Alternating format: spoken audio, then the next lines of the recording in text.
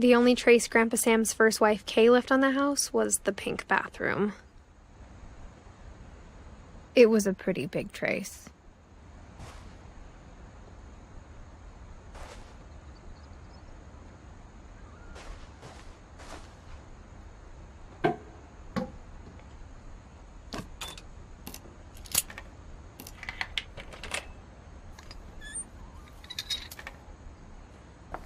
There's a secret in this bathroom. It's in the last place you would look. It isn't in the cupboard. It's hidden in this book.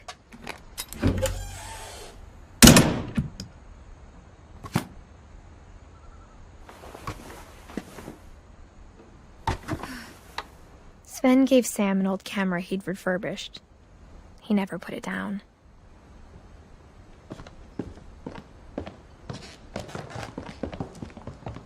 From the paintings on the wall, it was clear my brother Milton had been here before me.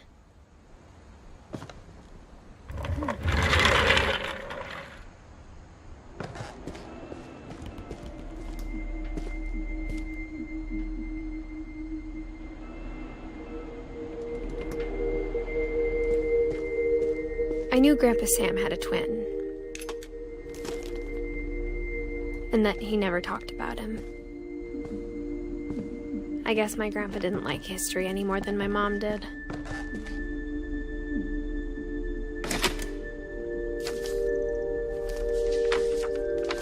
How I Want to Remember My Brother by Sam Finch. The thing I remember is that when he made up his mind, that was it.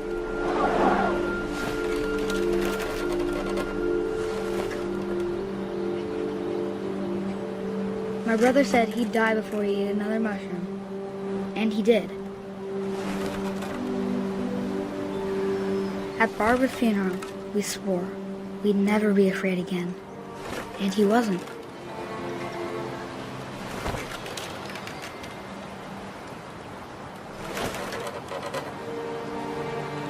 I think Calvin always wanted to fly.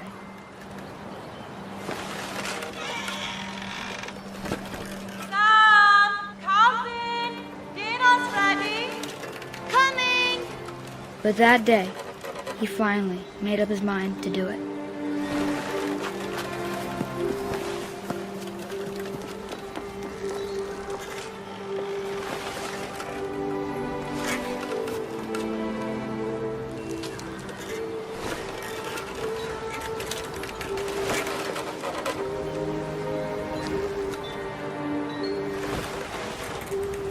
I told him going around was impossible.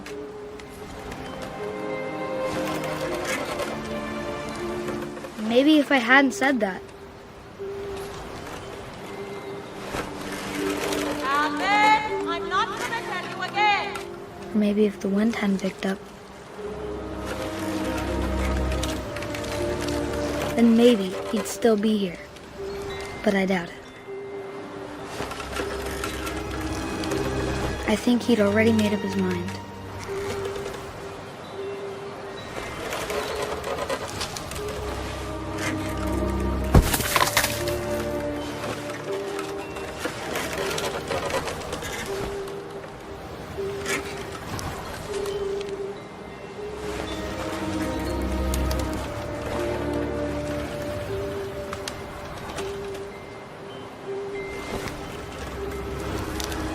That's what I want to remember about my brother.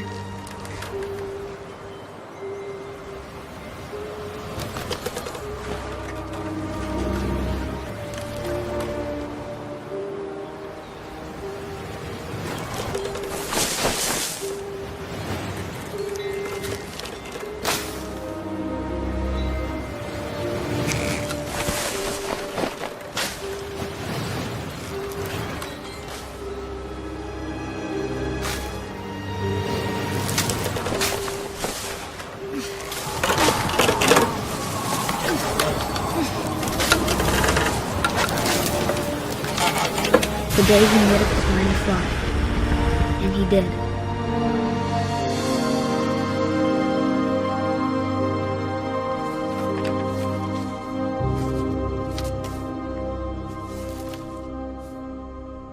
Calvin's story felt strangely familiar. When I was younger, I remember trying to do the exact same thing. After the funeral, Edie roped off Calvin's half of the room. Mom said Grandpa Sam enlisted at 18 and never set foot in the room again.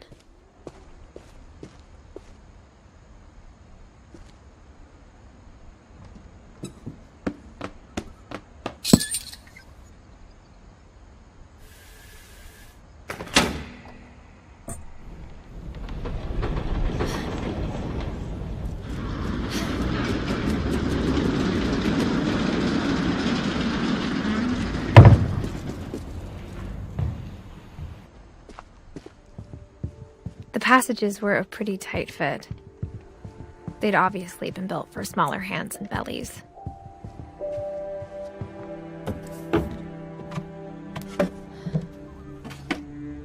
Growing up, I always thought of Barbara as a child star. I never thought about how hard it must have been for her afterwards.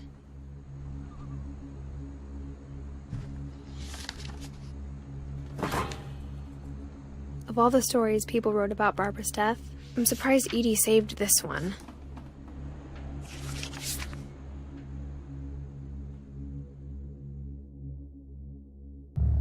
Old Jack here with another ghastly tale inspired by America's most unfortunate family.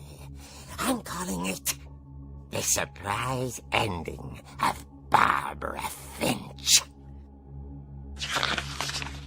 As a child star, Barbara was famous for her scream.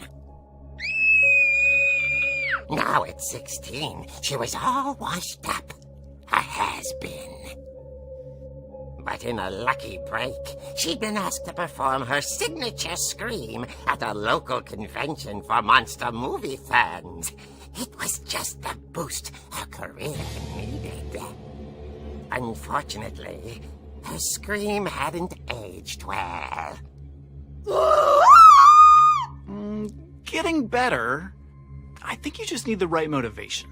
Her biggest fan and current boyfriend, Rick, was about to demonstrate when... Now that was a great scream. It was Barbara's father, Sven. He'd slipped into a table saw and had to be rushed to the emergency room. So Barbara got stuck babysitting her youngest brother, Walter. Her convention comeback was cancelled. Okay, I'm hearing frustration, but I'm not hearing terror. What if I tried... A gang of hoodlums in Halloween masks have been terrorizing Orcas Island tonight. Police are urging residents to... That came from the basement. You're right! Also, I loved your delivery on that. Why is your basement door locked? Because my dad likes making puzzles and secret passages. There's a key hidden in the music box. The secret is to keep winding and winding until finally the key pops out. Thanks, babe. I'll be back in a sec. 20 minutes later, Rick hadn't returned. So Barbara went to look for him, right on cue. She reached for the music box. And as she wound the key, she listened for Rick, but the house was silent.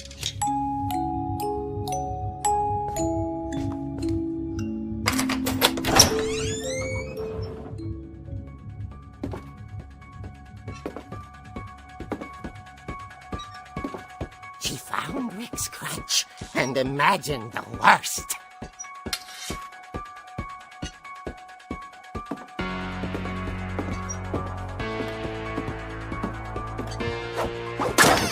The gang's leader is the infamous Hookman killer, Dr. Carl Hamill, who impaled and then ate his family 10 years ago tonight.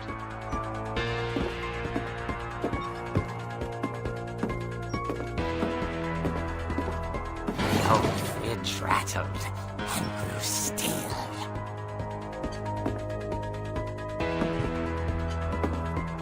Oh dear!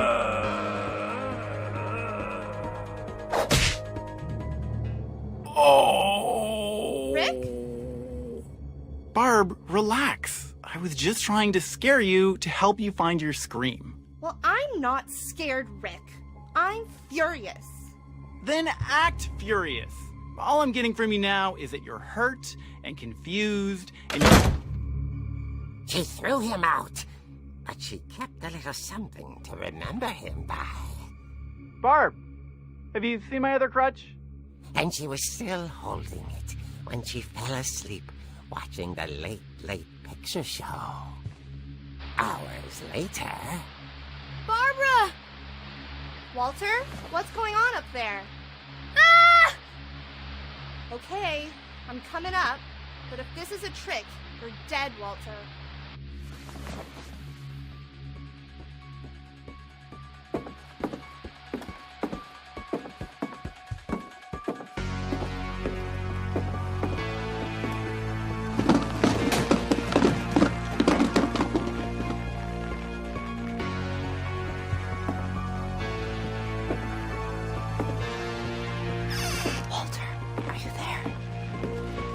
Walter had vanished, but his bedside radio was still on. Orcas Island police describe the man as 6 feet tall, with a steel hook for a hand. Residents are urged to lock all doors and windows and notify the police of any suspicious activity. Barbara turned, saw the hook man, and was speechless. He was quite smashing.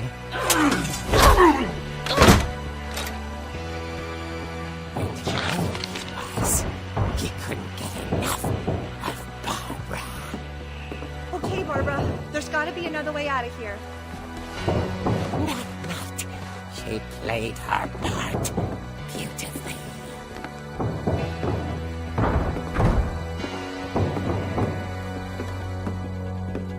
Molly's door hadn't been opened in years. The hinges groaned.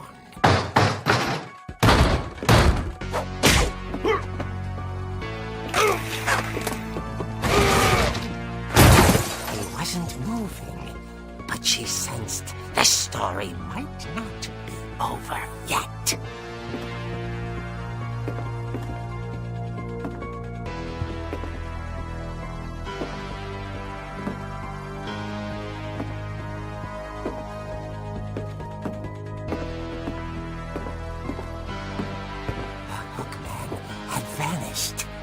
She listened for his breathing, but all she heard was...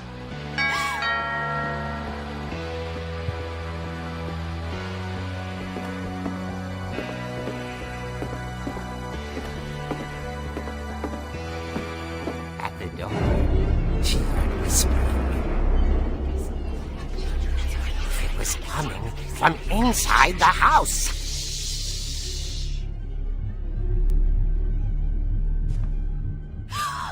Oh dear.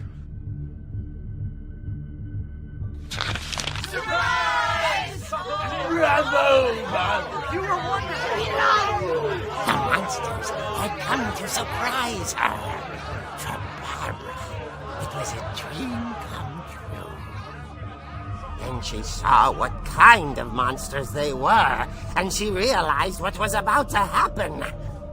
She was going to be famous. And with her final breath, Barbara Finch gave the performance of her life.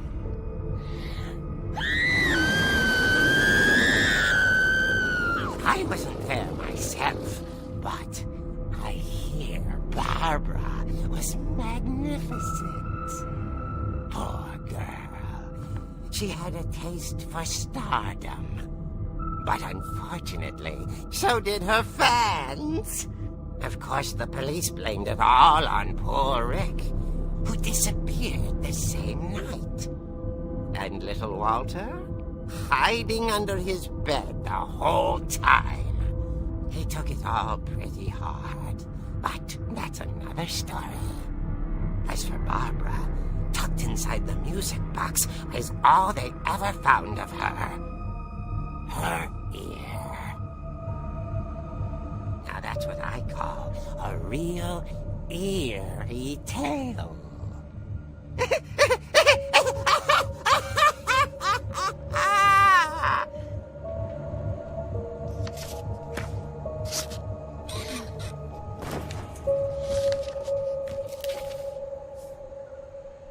Edie told me all Barbara wanted was to be remembered, as absurd as that comic was.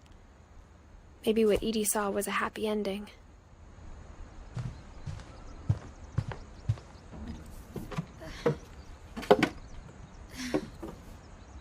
I guess now I know why Mom didn't like me playing with the music box.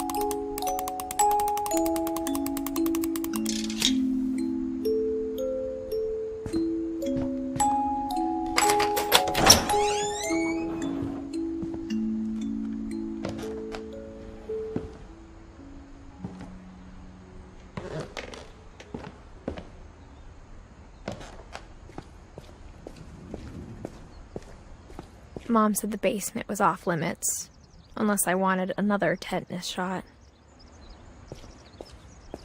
I saw Edie sneak down to the basement once, carrying packages. I thought maybe she was hiding presents. It turned out she was hiding a lot more than that.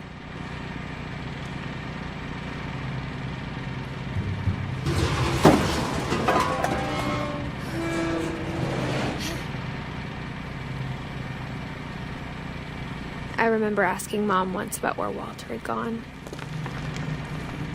She said after Barbara died, he got as far away as he could. If there's a pattern in all these stories, I think it's that none of us has gotten very far. Goodbye, everyone. I can't believe I've been down here for 30 years.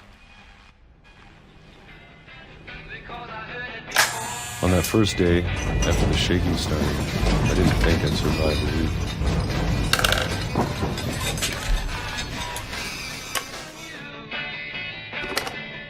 But after a few days, I settled into a routine. That's what kept me sane. Having a schedule, living for today. I always expected to be dead tomorrow. But if you wait long enough, you get used to anything.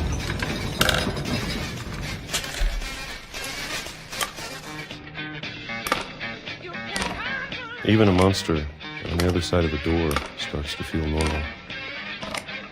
Almost friendly.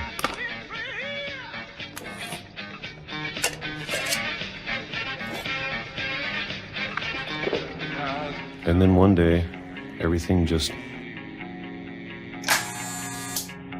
stopped. Whatever that thing was, it was gone. Maybe it got tired of waiting. Or maybe I just got tired of being afraid.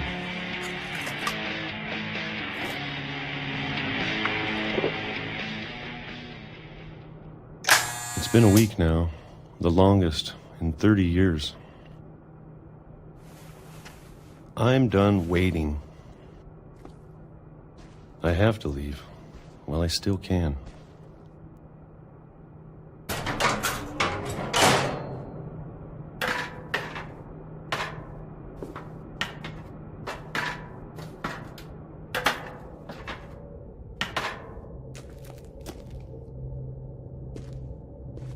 I know it's out there somewhere.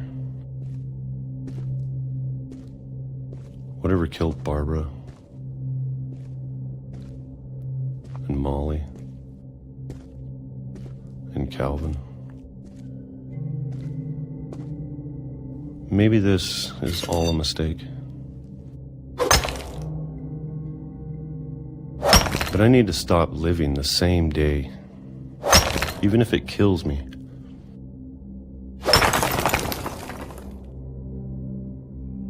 Whatever's out there, I want you to know I'm ready for it.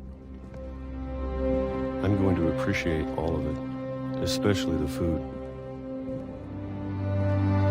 I don't mind if I only have a year left, or a month, or a single week. I'd be happy with one new day. I can already imagine the sun on my face.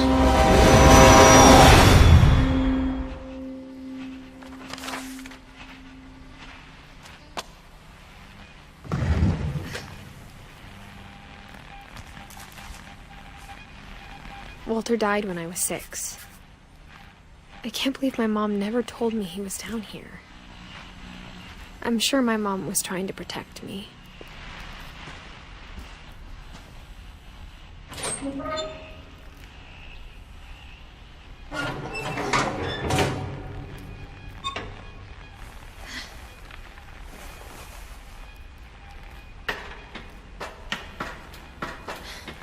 Maybe she was afraid I'd end up like Walter. But if she never told me about an uncle under the house, I can only imagine what else she was hiding. I don't want to make the same mistakes she made, trying to bury something that's still alive.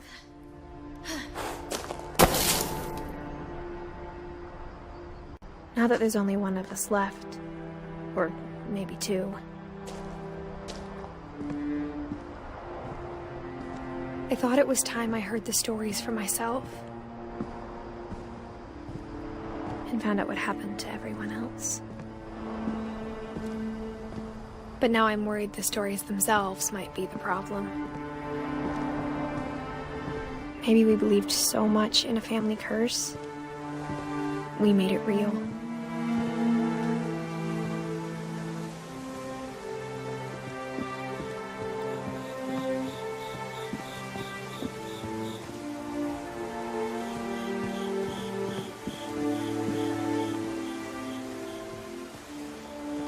I don't know if I should even be writing this.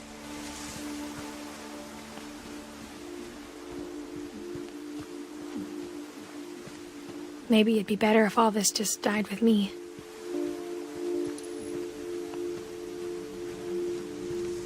But I thought you should know about your family.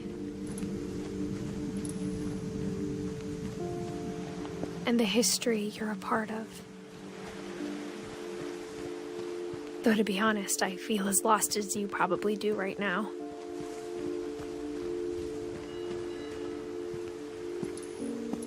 I think the people in these stories believed them, for what that's worth.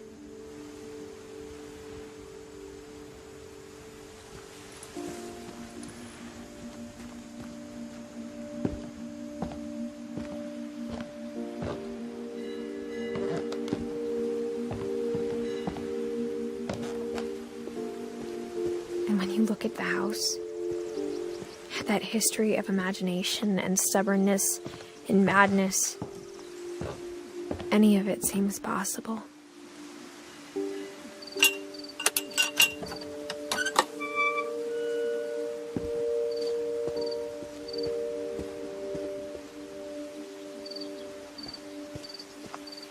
I think we've been surrounded by death for so long, we've just gotten used to it. What kind of family finishes building a cemetery before starting the house?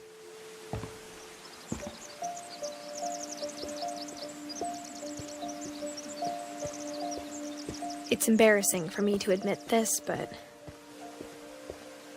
the pet cemetery made me more uncomfortable than the human one. 3 of the gerbils were mine, and 2 had been my fault.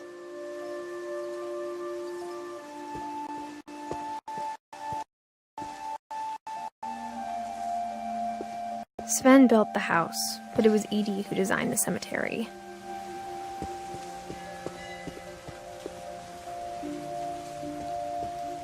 I'm sure Odin's monument had been Edie's idea. My mom was always trying to move on. But for Edie, the past never went away.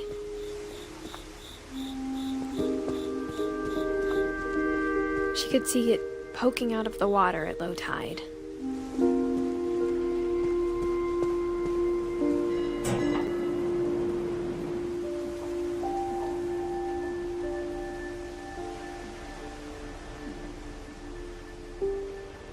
Edie said she dreamed about the old house every night.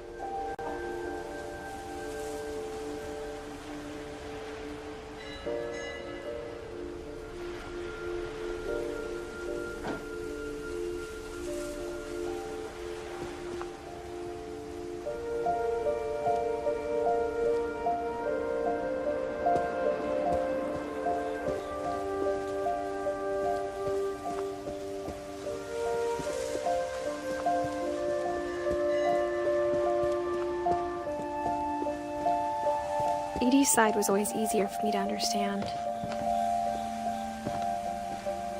But the older I get, the more I can see where my mom was coming from. She lost 2 of her brothers, just like I did. I get why she tried so hard to protect us. There's so many things I wish I could ask my mom now. Part of me thinks this is what she wanted all along. For me to come back someday and find everything out for myself.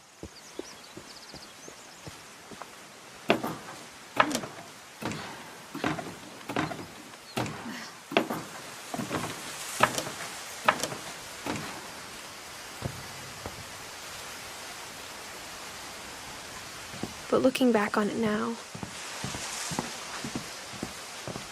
if she told me there was going to be so much climbing, I never would have come when I was 22 weeks pregnant.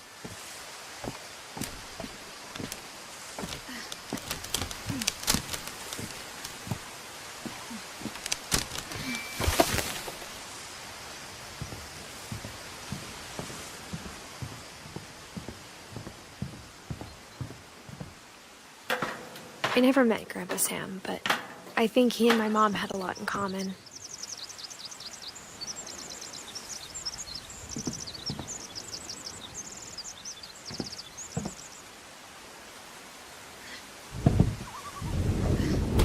They were both pretty intense.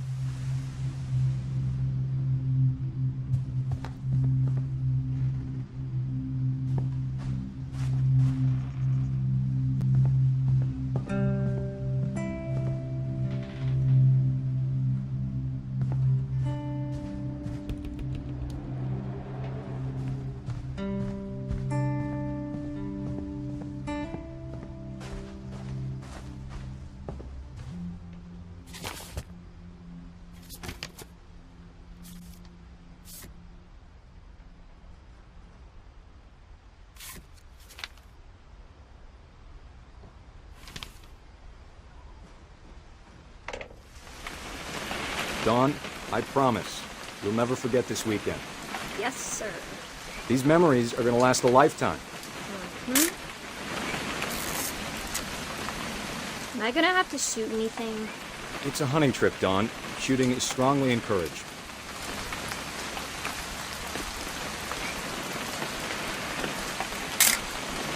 Not quite.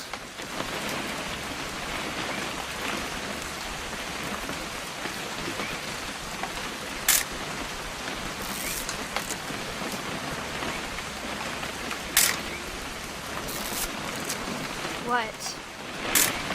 Perfect. It's gonna rain the whole weekend, isn't it?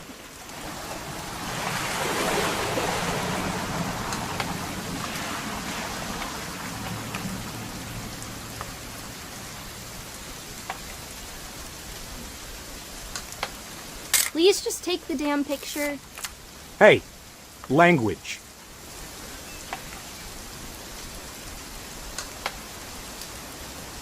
Did you want to get a picture of me or what?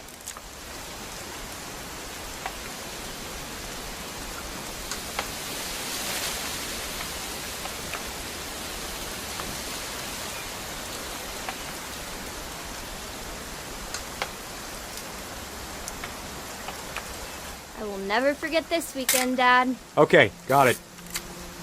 I'm gonna take some pictures, okay? Just be careful.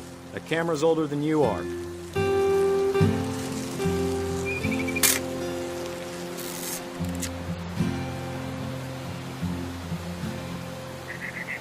You're right, Dad. It's starting to clear up. Still freezing, though.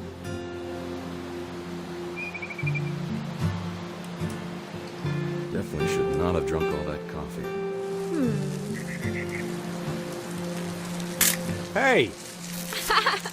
That's a keeper. Hold still while I take a picture of you. I'm just saying, I'm not always gonna be here, Don. You'll need to remember this stuff, if you want to survive. I'll be fine, Dad. You know who else thought he was gonna be fine? Some guy who died.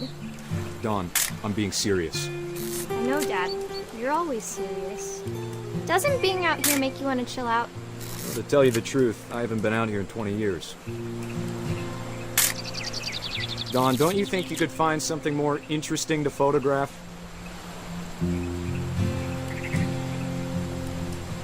Last time I was with my brother Calvin. Man, that was a great trip. Your grandpa Sven taught us how to fish, how to build a fire. We found an old logging trail. There were deer everywhere. I bet if I could remember where that trail was, we'd spot a buck for you in no time. Dad! Good eyes, Don.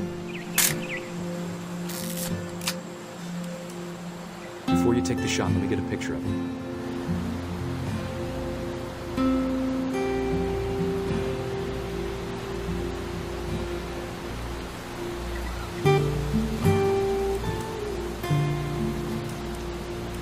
Dad, I... Just breathe. Turn off your imagination. Focus on you. Let me get behind you. Do I have to do this? Dawn, you don't have to do anything. But if you want to survive, you'll need to be strong.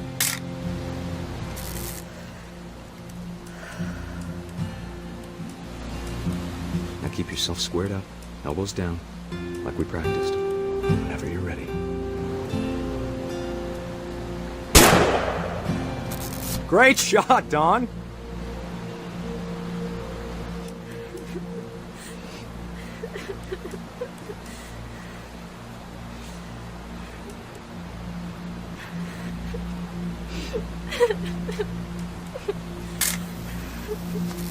I'm proud of you, Dawn.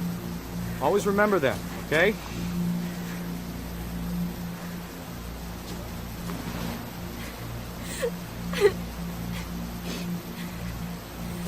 Sorry, Don. Just gotta reset the timer.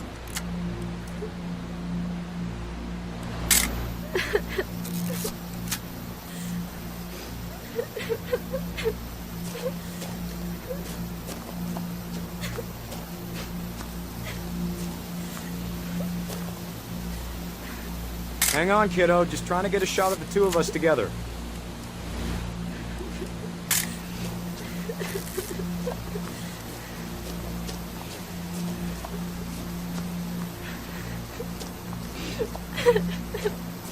Dad, it's twitching. I think it's That's totally normal, Don. Just focus on the camera. Try not to think about... Dad!